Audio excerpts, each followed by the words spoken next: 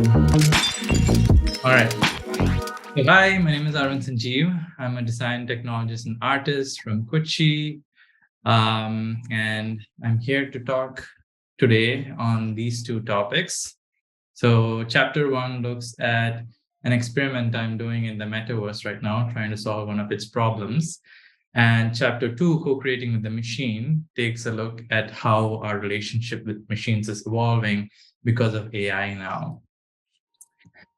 But before getting started, I also just wanted to show you a quick timeline of how I became an interaction designer. So I did my bachelor's in electronics and communication from a small college in Kerala in 2009.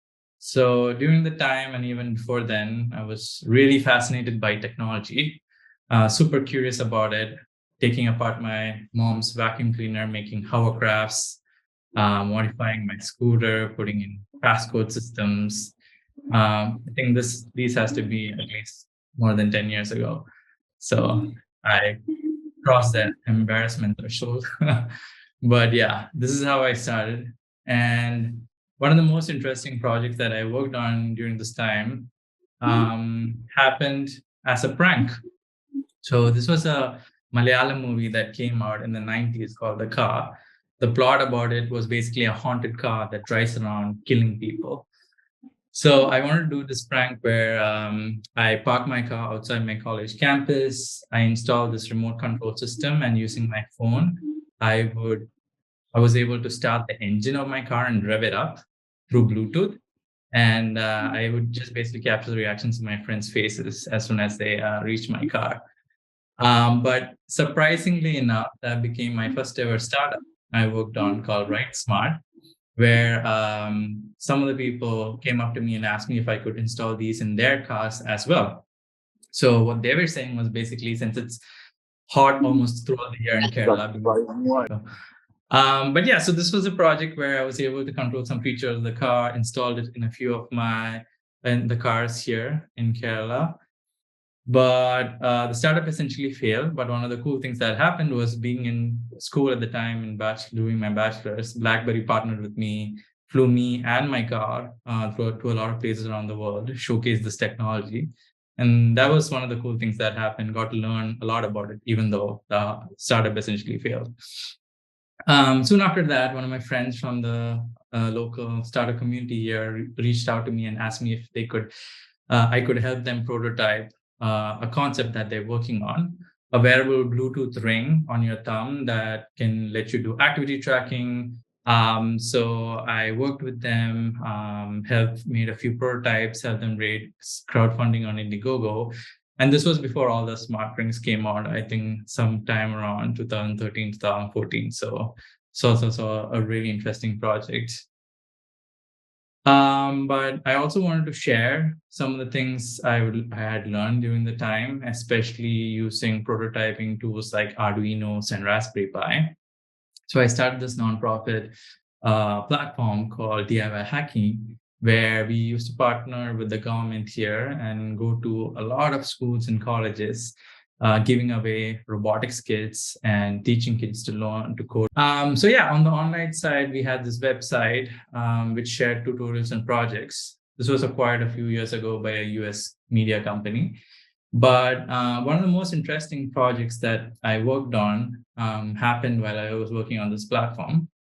It was a project called SmartCap, where basically inspired by the Google Glass. I don't know if you remember that project from Google, which came out around around 2010 during that time.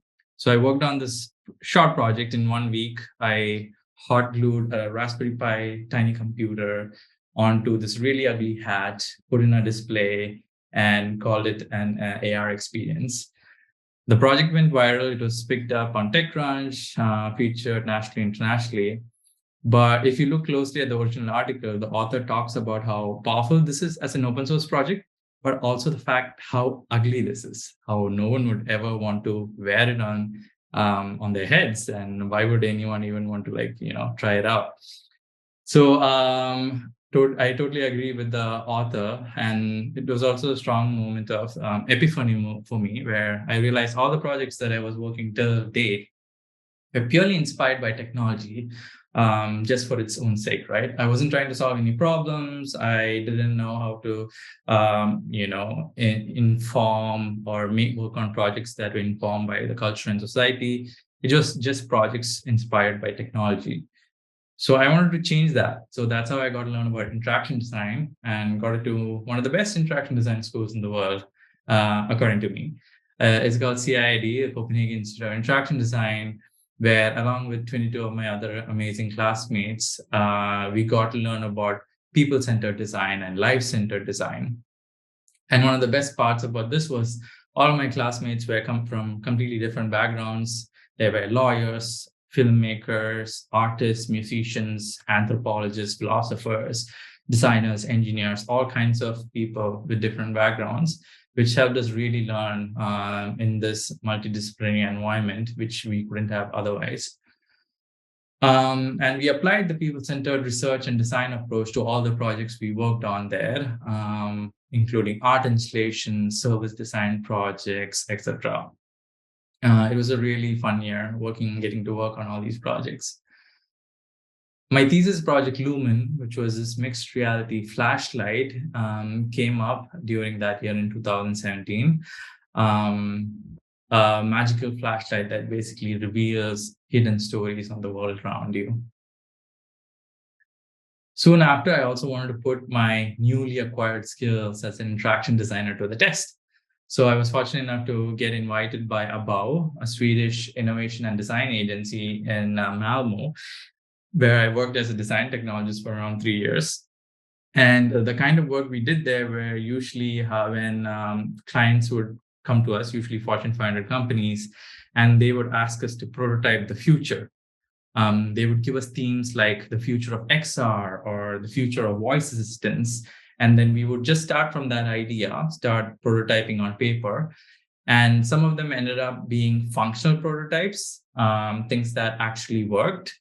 Unfortunately, I am not able to show all of the projects because of confidentiality issues and NDAs, but these are some open projects that we worked on. Some of them ended up being functional prototypes, things that actually worked, but a bulk of them also ended up being video prototypes. So this is a really powerful form of prototyping just because it helped us in a really fast way prototype some of the experiences that we wanted to showcase in the futuristic product in a really fast way to the client. And it would help us get feedback and also paint a good story of this product in that setting. But a few months ago, I decided to quit my full-time job and move back to India to start working on a problem in the metaverse. So this is the current vision of the metaverse that we are all familiar with. It's basically a headset race by companies like Meta and Snap to put as many people behind screens as possible. Our vision for the metaverse looks a little different. Imagine an artist being able to draw using light and augment his own painting, and the crowd has gathered in real time to watch his process. Imagine filling a classroom with digital stories that the kids can use to play and learn together collaboratively.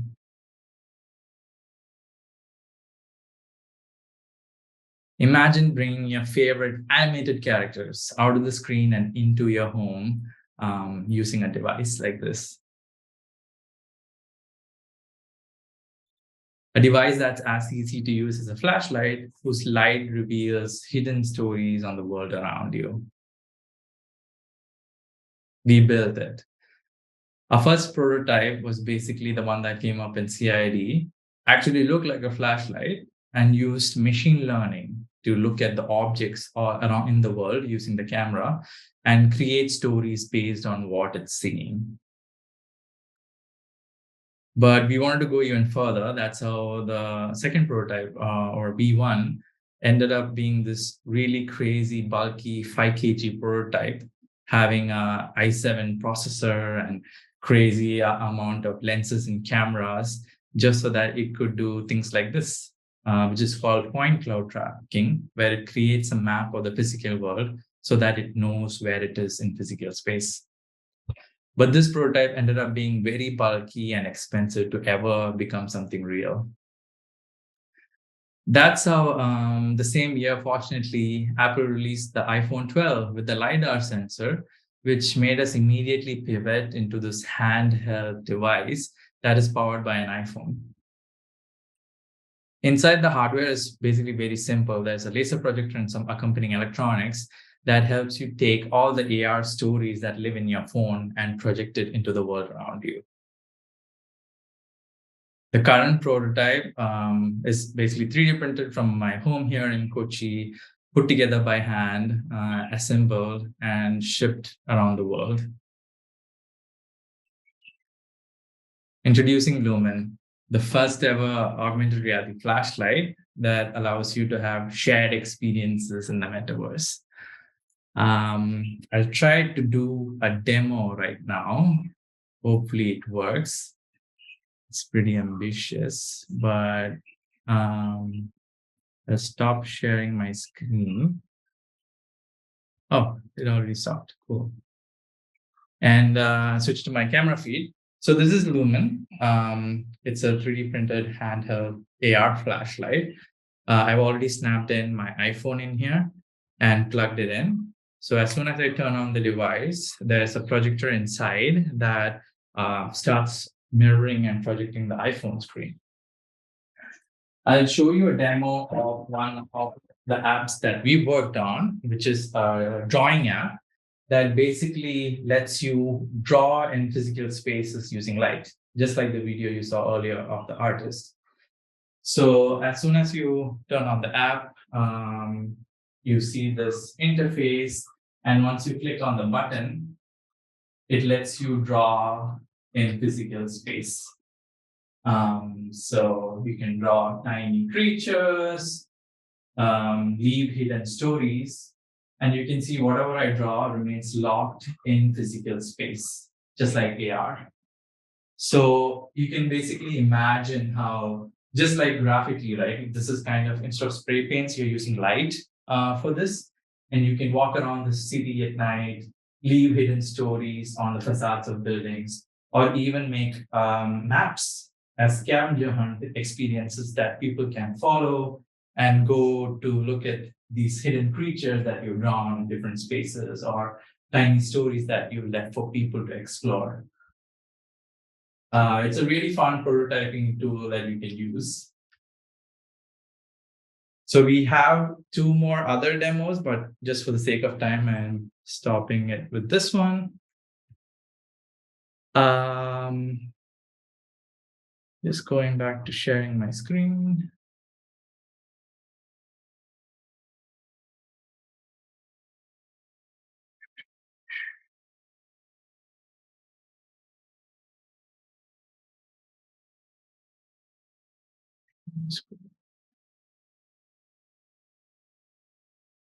Okay.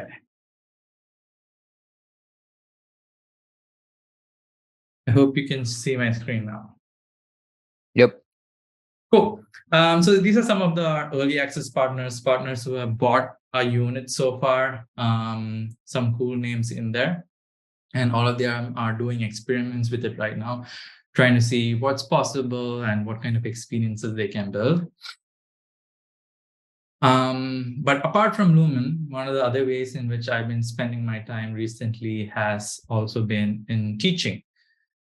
This was a class that I taught this was, I think in 2021 at CID in Costa Rica, where along with my co-teacher, Matt, we explored this topic of how our relationship with machines is evolving now because of AI.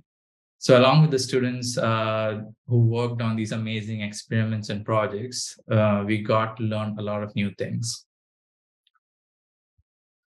Co-creating with the machine is basically something that came out from that module that I taught at CID. And I just wanted to share some highlights from it. Before looking at this main topic, I just wanted to start off by showing you a short clip. So this was the first ever time that AI was conceptualized as an idea, right? So like any other technology, this also started as an idea within science fiction. It was a German movie called Metropolis, came out in 1927. And this was the first time that AI was shown or captured as an idea.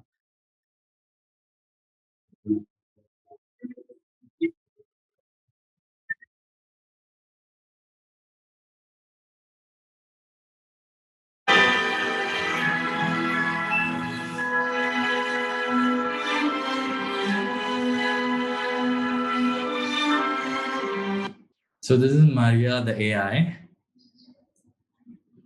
And this is a short timeline of AI overall. I'm not going to go too in depth, but you can see how Metropolis kicked off in 1927, inspired people's imaginations, and led to a bunch of experiments. For example, the first ever checkers AI came up in 1950s. The first ever neuron called the perceptron was made along that same time. And like with any technology, there were a bunch of ups and downs associated with it. But one of the main reasons that we see all this hype around AI today is because of this.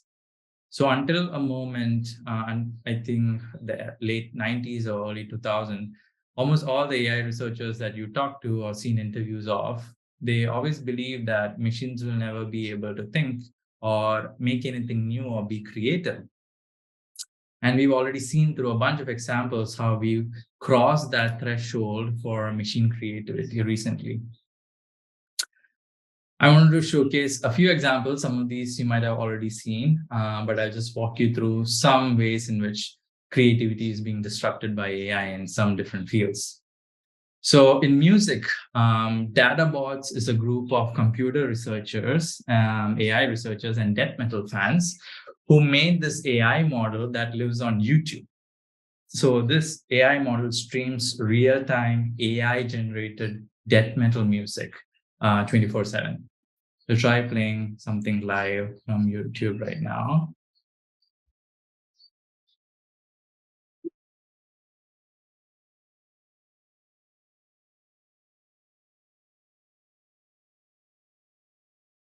But yeah, if there's any death metal fans here, you might be able to tell if this is actually good or not. Moving on, Holly Herndon is another really cool artist. She started off as a computer researcher turned musician who worked on this really interesting project called Holy Plus. So what she did was she basically trained a model on her own voice samples and uploaded it as almost kind of like this digital twin of herself that lives on the cloud. So anyone can go to her website and upload a music track, and that converts that track into Holy's voice. So this is a short clip of a video of a partner singing into a mic, and his voice is converted into Holy's voice in real time.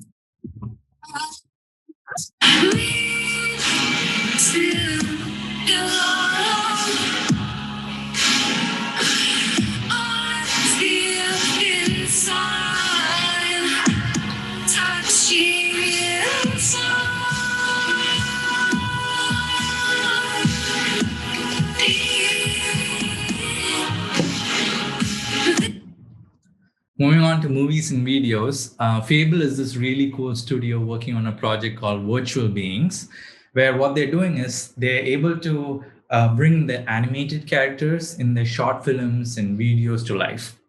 So imagine talking to Anna from Frozen or Shrek.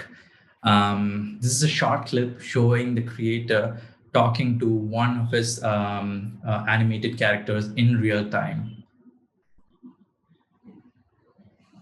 Hi, Lucy. Oh, a message. I bet you're a foozle. Do you come in peace? I think I'm a human. But you're using a computer to talk to me. Maybe this is part of a trick. What do you mean? Maybe you are a machine. How can I prove I'm human? You could tell me a story about your life. Do you want to tell me about yourself? So all of this happened in real time while the video was being captured.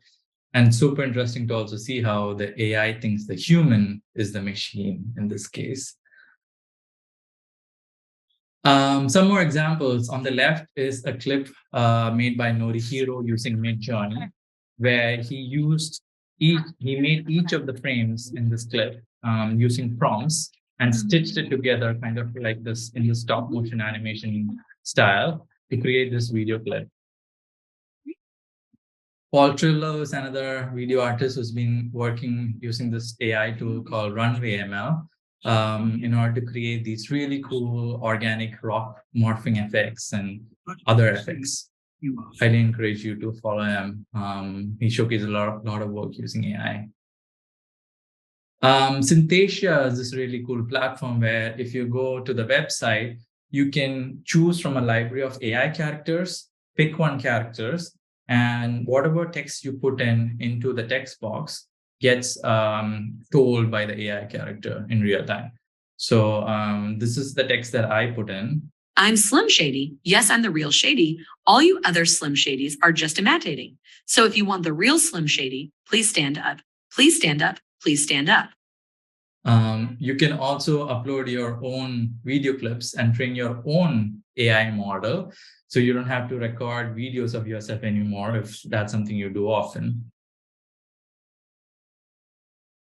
Moving on to writing, most of you might have already played with ChatGPT and other versions of it.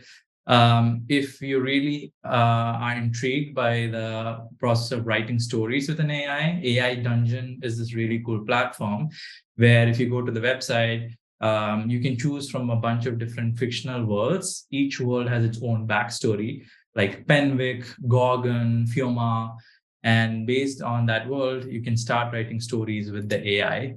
So here, once you pick the world, you can start writing storyline, and just like GPT, it starts completing that story for you.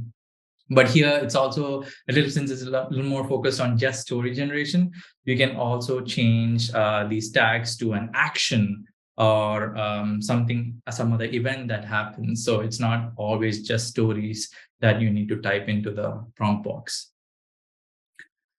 Ghostwriter is a project that I worked on where I really wanted to take AI out of screens, phones, etc., and put it into something else, a device that we really trust or we used to have an emotional connection with. We might have grown up seeing our grandparents having a typewriter or seeing it in an old antique shop. So I was really intrigued by the idea of taking AI outside screens, putting into a physical device. And also the fact how writing on paper really makes you more deliberate and thoughtful. And this was, according to me, one of the best interfaces for us to really understand the nuances of AI and how it works.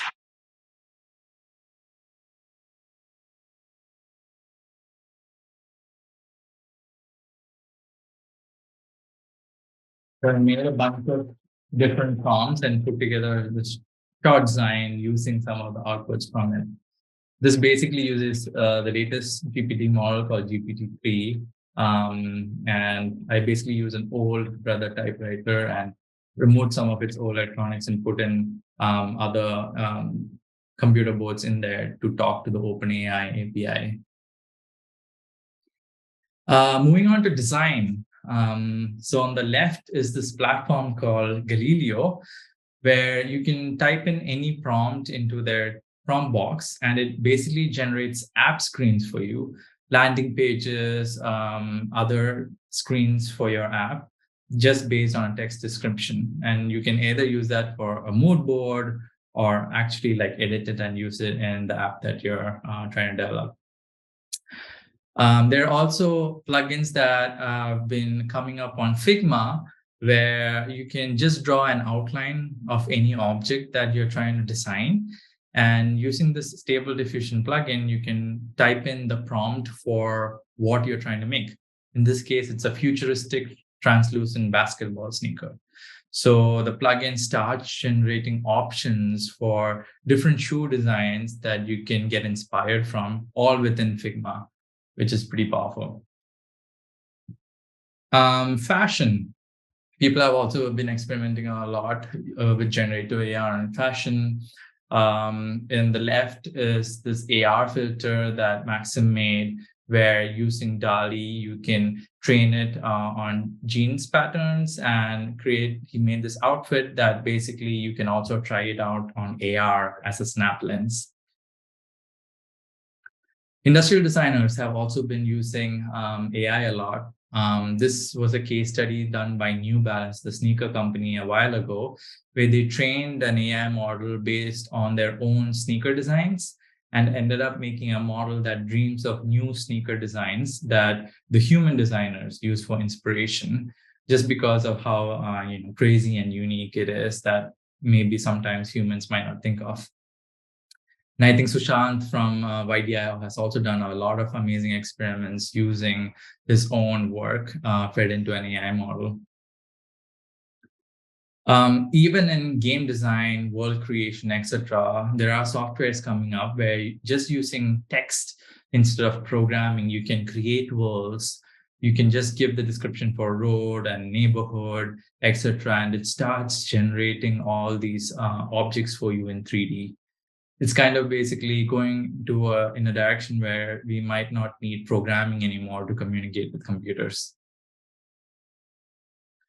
Even in interior design, IKEA has been using AI models. This is a really old experiment, but it shows how they have been using it to generate new catalog products for their platform. Another cool example is interiorai.com, where you can basically just take a picture of your room in your home, a living room or bedroom or whatever it is. And the AI basically dreams of new layouts, furniture designs, colors, etc., that you can use to change your home decor. Even art is being heavily disrupted by AI. There are a lot of amazing AI artists out there. This is a small project that I worked on called The God Transformer, where basically inspired by what the writer Yuval Noah Harari said about how humanity is a new religion. I did this experiment where I put in illustrations of some popular Indian gods like Shiva, and this AI basically converted those illustrations into real life people. The AI was basically trained on human faces, so it tried to make or resemble that illustration to its closest human features as possible. And it's very interesting to see how both these characters have been turned into people or AI generated people who have more feminine characteristics, which is super interesting. And also in a beautiful way, the AI is also putting a mirror up to our face and showing how, humanity is a new religion now. All of this basically begs us to ask the question, what does creativity even mean today? This is a standard definition, right? The use of imagination or original ideas to create something new. And I think we already believe from these examples and others we've seen today how AI can be creative. But as with any emerging technology, there's also a dark side to all of this.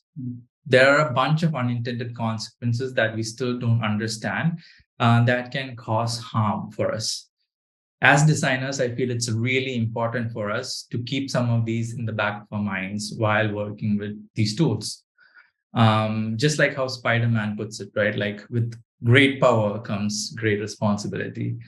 So I want to showcase some examples of how these tools can also be used to cause harm.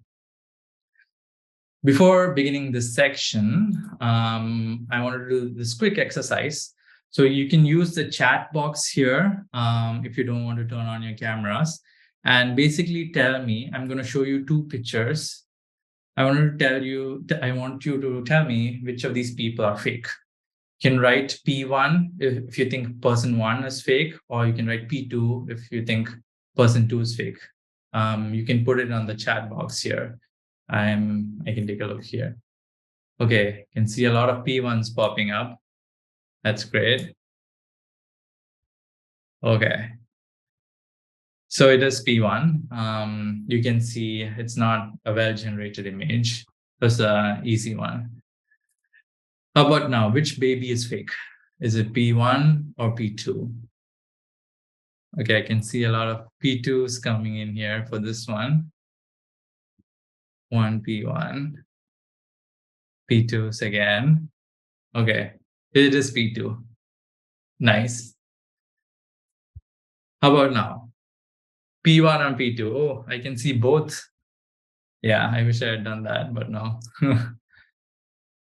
P1, a lot of P1s coming in. Yep, I think everyone's really good in telling apart these content. It is P1. Okay, last one before closing it out. How many people think it's P1 and how many for P2? Okay, a lot of P2s coming in. P2, P2, P2, P2. Okay, it is P1.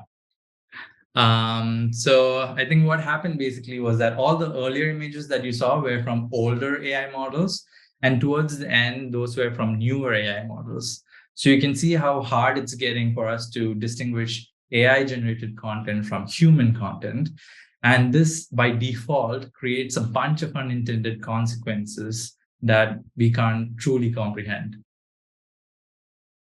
Bindu puts this in a nice way where she says that today humans interact a lot more with AI models rather than other humans. So, for example, on platforms like YouTube or Netflix that we use for entertainment, an algorithm decides what is the content that we should watch, what should entertain us, or what should even inspire us, maybe tutorials or whatever it is. In social media like TikTok and Instagram, an algorithm decides who are the people we should follow, what are the kind of content that should train our mind, basically. It's an algorithm deciding this. Even in Tinder, right? Like an algorithm is deciding who should match with us, who we should meet, maybe even who we fall in love with or have kids or get married with. All of this could even happen. So on the background, all these platforms are controlled by AI models. And in a way, AI is already controlling all of our lives without us even realizing it in the back. But I don't think AI is going to take over the world. It's not going to be Skynet or Indiran who's going to walk around, taking over the world. But it's going to be something even worse. It's going to be things like deep fake videos that are affecting elections or AI models used to hire and fire people. That can definitely make our world much worse. These are some of the main categories of unintended consequences I mapped out caused by AI. We can take a look at some of the examples here now. Starting with deepfakes, you might have already seen videos of US presidents or Russian presidents floating around on the internet, all of them being deepfake. And some of them have already been used in the earlier US elections to affect democracy. Even media agencies like LA Times, this is a really old article, but they started using AI models a while ago to write some of their stories for topics like sports, weather, etc. So one person today basically living in their basement who has access to all these tools can create and share false propaganda that the rest of the world can consume. They're also being used to replace celebrities. Bruce Willis recently signed off the rights for using an AI model of himself that he shared that could be used for making pictures of him even after he's passed away. So we could still keep seeing Die Hard 47, for example, a while from now. And Anthony Bourdain, a chef who also passed away, a documentary came up about him called The Roadrunner, which was, I think, on Netflix, where it talks about his life. But the interesting thing here is that for the documentary, they actually trained an AI model on Anthony's voice. So the narration that happens during the documentary is an AI model trained in Anthony's voice. So you can imagine how his family and loved ones might feel hearing the voice of their passed away loved one coming back again. Probably going to find out about it anyway. So here's a little preemptive truth telling. There's no happy ending. One of the big ways in which deepfakes are being used is for deepfake porn. I've read a bunch of interviews online about women who've been talking about how these tools have been used to target them and ruin their lives. So, especially using tools like Deep Nude, revenge porn has been taken to this whole other level where anyone can just take a picture of someone and use these tools like Deep Nude to create defamatory videos of them. The saddest part is that the government and all these law agencies are still only playing catch up to curb the use and regulate the use of such tools. In order to make all these AI models and to make them really good, we need an exponential amount of data. And where does all this data come from, right? It comes from us. Whatever content we put in online, whatever we are putting out there, was also being used to train these models. This is a collection of protests and rebellions from people all around the world against this. So Unlabeled is a clothing company who's designed these kind of privacy patches that you can put in skateboards or on t-shirts, where basically if the camera sees those patches, it won't be able to detect you as a person anymore. So you can see an example happening here. There are also makeup tutorials on YouTube where you can put makeup in a particular way in your face that would confuse cameras and prevent it from detecting you. Algorithmic racism and bias is also a big problem with AI models. Joy Bulamni did this experiment a long time ago where she realized how AI models are really bad in detecting her face. But once she puts a white face mask over her face, all of them were able to detect her. So she found out basically that there's up to a 35% error rate when it comes to detecting darker female faces as opposed to white male faces, who's basically the main group of people who's been used to make these models in the first place. Predpol is this other tool being used by lawmakers in the US, where they're used to determine how risky some of the inmates are. So here they shared pictures of a white man who's done 2 armed robberies. He's classified as a low risk 3, whereas a darker female who's just done juvenile misdemeanors is classified as a high risk 8. There's also a huge trend among these companies of trying to bring the dead back to life. Basically like the Black Mirror episode, if you've seen it, where these companies are trying to use the data of our passed away loved ones to train AI models, either chatbots or voice assistants, and bring them back to life.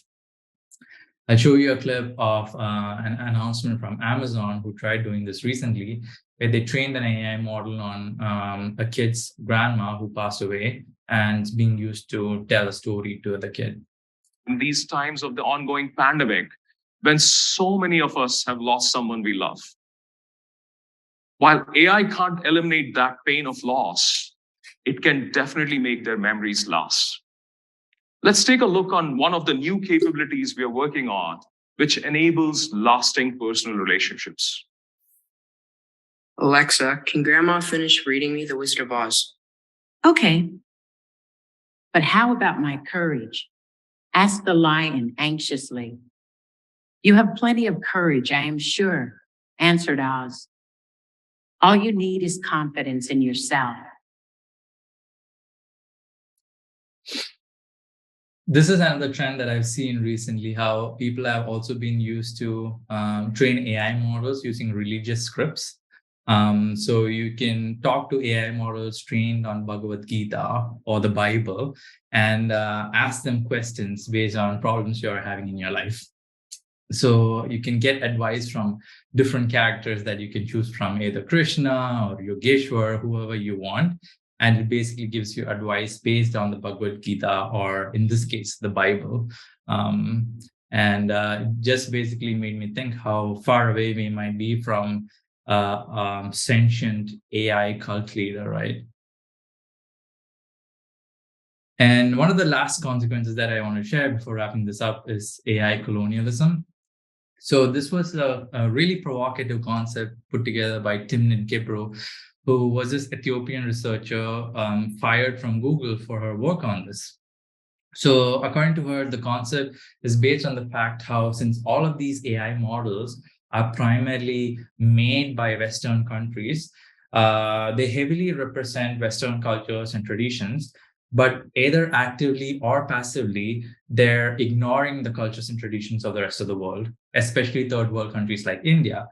So once these AI models get used in popular tools that people all around the world use, such as the Google search engine or social media, it's basically ignoring the cultures and traditions of our land. So this is a new kind of colonialism that they're calling the AI colonialism. I highly encourage you to check this out and read more about it. And yeah, before wrapping it up, I wanted to play this one last video. I'm not sure if everyone has heard of this concept called the trolley problem, but it's basically this thought experiment where if you ask a self-driving car whether it should make a decision of keep going straight and end up inevitably killing 5 pedestrians, or it should turn and jump over a bridge and just risk killing the life of its driver.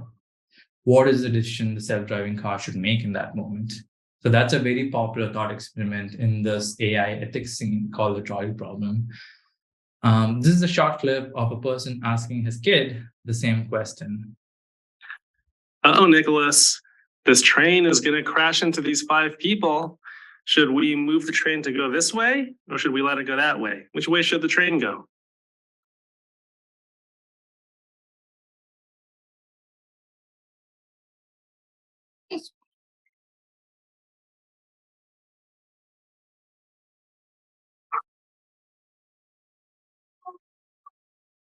Yeah, it's a twist in the end. And yeah, that's about it. If you would like to keep following some of my projects or seeing more, scan this QR code. It opens up my Linktree, and you can choose to follow me in the social media platform of your choice.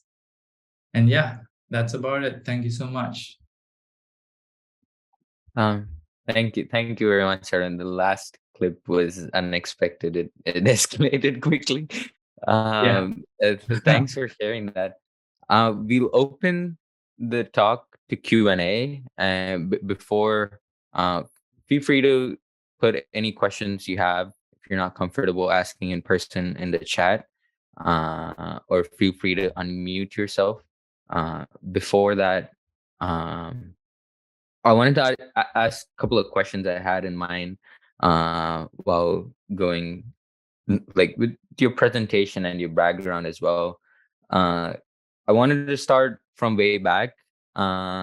What kind of mental model shift did you have going from like engineering to design, so people could understand like what are the nuances or differences you saw like in your workflow or the way of thinking, or what do you think engineering did better than design as well? Yeah, I mean, it's a big question in the sense that everything is different, right? You need to change your thought process completely when you move from engineering to design, because engineers are basically people who are told what to do and they basically do that. Unfortunately, it's not highly encouraged for them to do critical thinking or reasoning or question why they should do that in the first place. And that's one of the things that we are seeing with OpenAI right now. But designers have that power and choice to ask those questions, the really important questions of, should they do this? Why should they do this? Who is this for? What are we trying to solve? And that is one of the main differences between engineering and design. And unfortunately, we are moving into this world where people are getting more hyper specialized in different fields, maybe one particular kind of design or maybe one particular kind of coding language. But we came from a world, especially from Renaissance, where people used to be polymaths, right? Like everyone was an artist, a writer, or an engineer or designer, titles didn't really matter. They used to have multidisciplinary ways of thinking. And that's one thing that we've lost. But through fields like interaction design and creative technology and some others, there are opportunities for us to bring that or some aspects of that back in. So yeah, just going back and summing it up, like engineering is not about, it's more about like solving a technical problems and trying to realize and put something into the world, whereas design is a way of asking the right questions and trying to solve using informed decisions. Yeah, thank you. That kind of like leads me to like a second question. Is like interaction design. I'm sure like a lot of folks in the chat are looking at careers into like UX UI, or like digital product design. And you've done your master's in interaction design. You worked in spaces where there were digital, beyond screen, and like just completely limited to hardware. Where do you see interaction design going? And yeah, just a couple of words around that, like your experience with it. And yeah. Totally. Interaction design is this really broad field, right? Like it's a catch-all term for all kinds of different designers to fall into. From my time at Above, like one of the things that we noticed among interaction designers is that people always used to have also a specializing background in addition to interaction design. So some people might be interaction designer, but also have a deep background in graphic design or engineering or whatever it is. So that's something that I've started seeing at Above, especially how it's trying to pull together different people from multidisciplinary backgrounds into this common design theme called interaction design. And it's moving again, according to me, to this space where it's trying to really celebrate all kinds of different perspectives. The more perspectives that you have on a particular topic, the better. So I think this space is still pretty new and it's keeping on evolving. And I think ultimately, whenever people try to hire interaction designers, they try to see like what unique perspective can they also bring on top of their default interaction design background. But yeah, I don't know if that answered your question, Sherry. But those are just I think it definitely did. I was curious to hear, because even I'm doing an interaction design master's, and that I kind of realized that there's more to interaction design than it just being industrial or even like purely digital. It's like a mix of both. So I was just curious. So we have a couple of questions in the chat. The first one's from Paramesh Krishnan.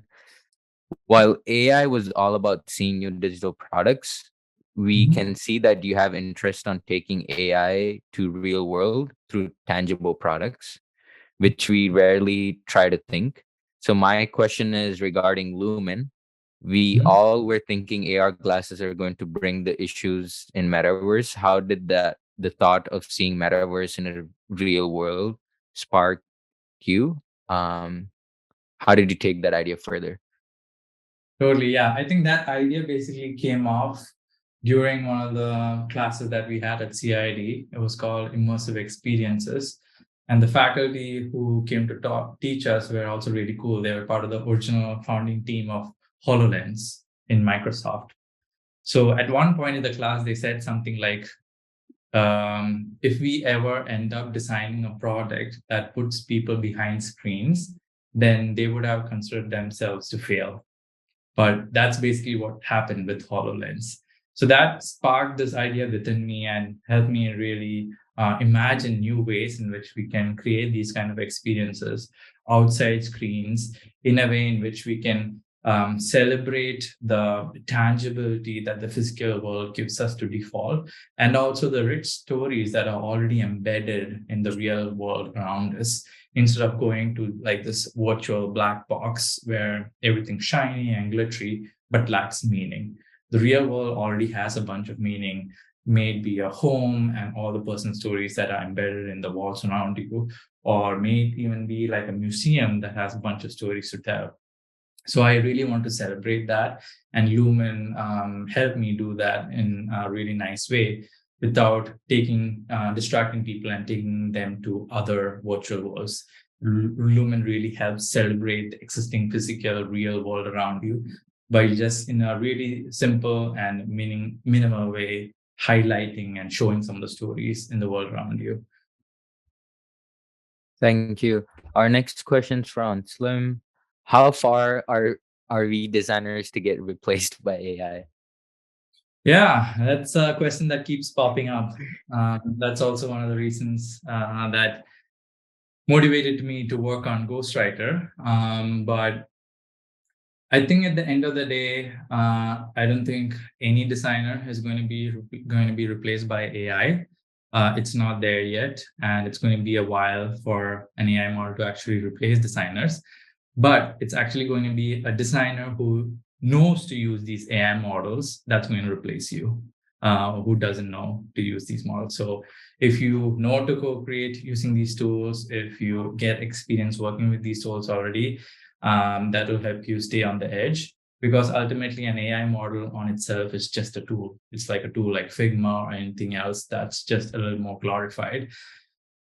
Humans have always need to always be in that loop, using that tool, trying to solve an actual problem that only a human might understand. So I personally don't believe just an AI model is going to replace anyone. It's just going to be a person who knows to use an AI model who's going to replace you.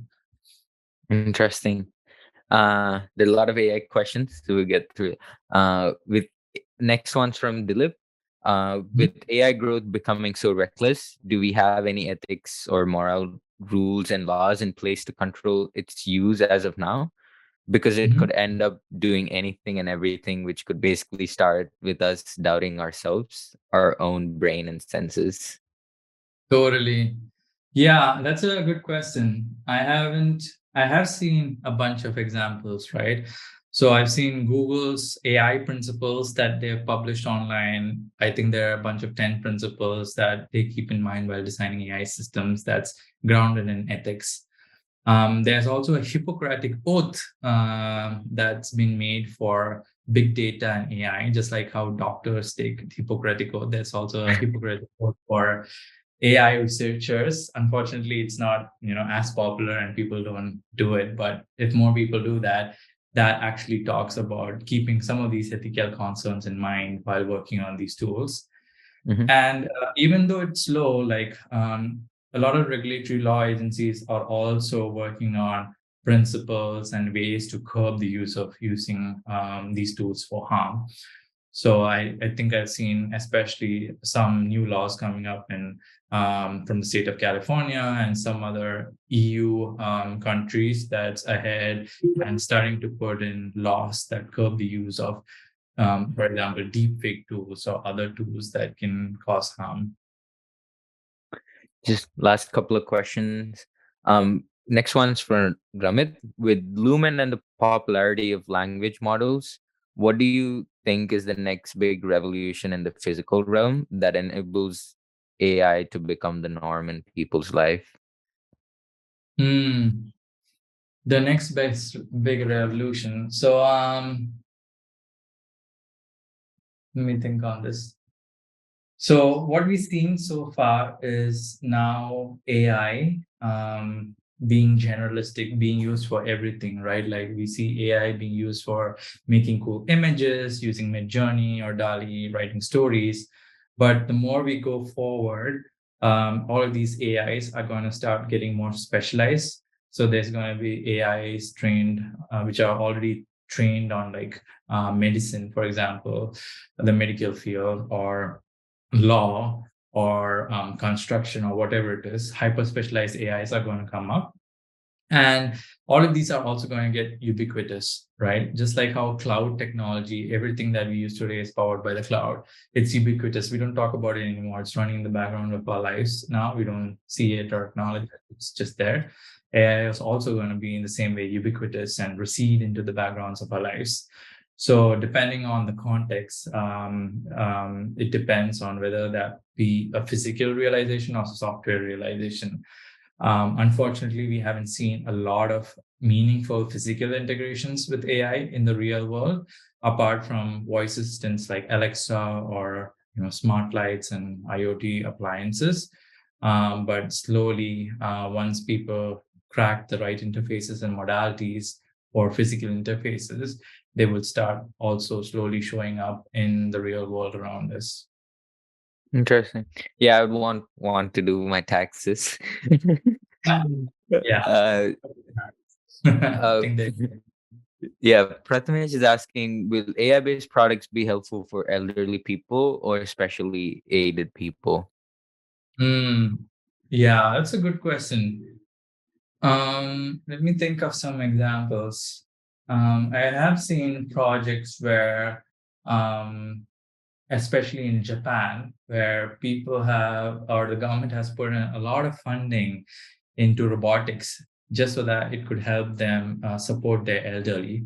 Because with the declining population, one of the biggest declining populations in the world, they're finding it difficult to find people who can take care of the elderly people there. So they put in a lot of funding into robotics, and they're trying to find ways in which they can support and replace nurses in homes who they are finding it difficult to find. But yeah, I think apart from that, the unfortunate thing on that is, like I mentioned before, the physical interfaces are still not that good for these entities and objects to exist in the real world, either as caregiving robots or other generalist robots. But we are already ahead in software. But once we kind of crack those physical interfaces and the right modalities, we will still you'll be able to see more of these, caregiving robots or other things in our real lives. Yeah, Yeah. that's kind of interesting because it's almost like the same problem in autonomous cars as well. As like they're not able to crack the interface Mm, that would help both the robot in the car and the human like collaborate and like switch over between seamlessly.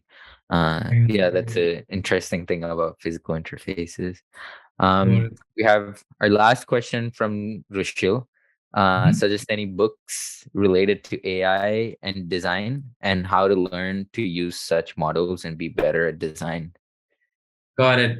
I think if you're starting to learn about AI from scratch, like if you don't have any technical background, there's this really nice book that I like. It came out a while ago, so it's not really updated, but it's called You Look Like a Thing and I Love You. It's from Janair Shane, an AI researcher. It's a cool book, but again, one of the things about AI is since all these models are evolving every few months, it's almost meaningless for writers to write books about it because they get immediately, outdated within a few months. But I would highly encourage you following people in on the internet. There are people like Andrej Karpathy, who's an AI researcher at OpenAI, a couple of other people like Gary Marcus, who has a critical view on how AI thinks. He also has a cool blog on Substack. Those are some people you could follow.